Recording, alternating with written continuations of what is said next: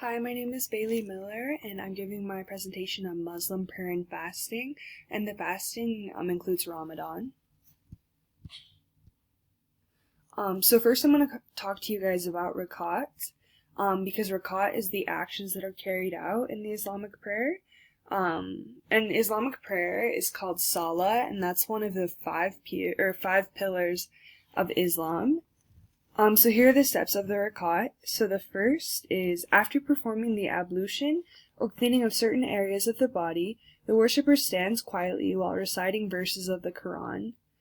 And then the second part of the rakat involves bowing low with hands on knees as if waiting for God's orders. The third movement is to lay on the ground with the forehead and nose on the floor and elbows raised in a posture of submission to God. The fourth movement is to sit with the feet folded under the body, and in the concluding portion of the prayers, the worshipper recites, "Peace be upon you and God's blessing," once while facing the right and once while the face is turned to the left. And this action reminds Muslims of the importance of others around them.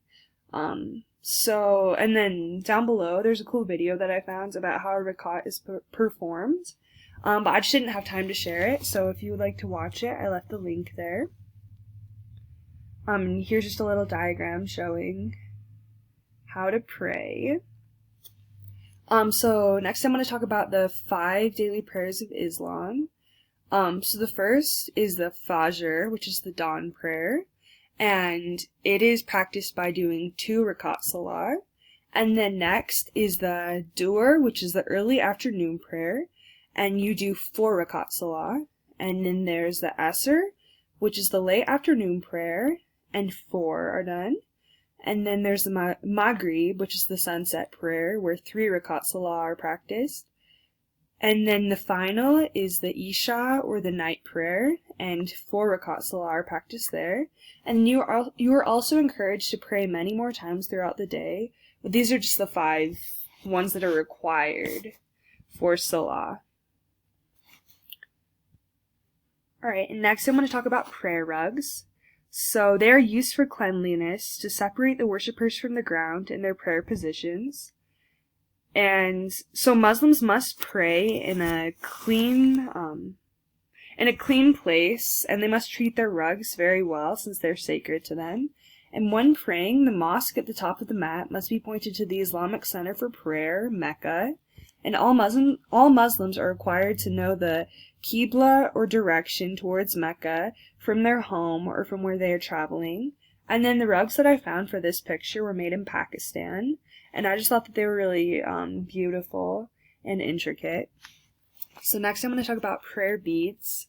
So they're called misbaha or tasbih, and for Islamic prayer beads, there's 99 beads representing the names of God in Islam, and the number of repetitions.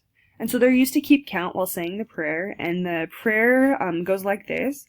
So 33 times you say Subhan Allah, which is glory be to God, and then 33 times you say Alhamdulillah, which is praise be to God, and then 33 times you say Allahu Akbar, which means God is the greatest.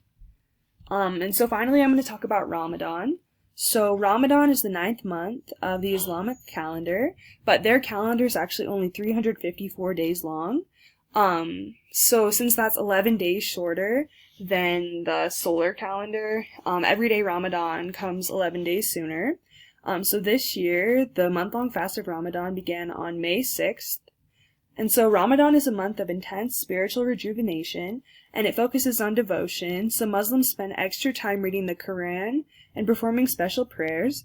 And then those who are unable to fast, such as pregnant people, sick people, etc., they're exempt from it.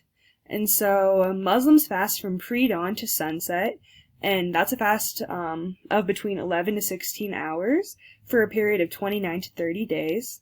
And then Ramadan entails forgoing food and drink, and then if you're married, you're supposed to abstain from sex and passionate kissing during the fasting hours.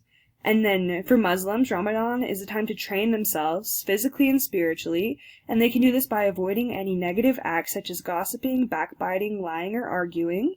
And then the ultimate goal of fasting is gaining greater God consciousness, which in Arabic is called taqwa, and that signifies a state of constant awareness of God.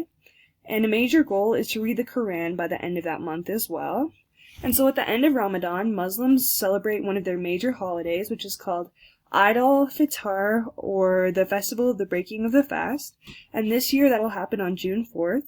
And so for that holiday, children get a lot of gifts and clothes and money. And then they all have a prayer and sermon held together. And then they go have a big banquet together at the end to break their fast. And so that's my presentation on Muslim prayer and fasting.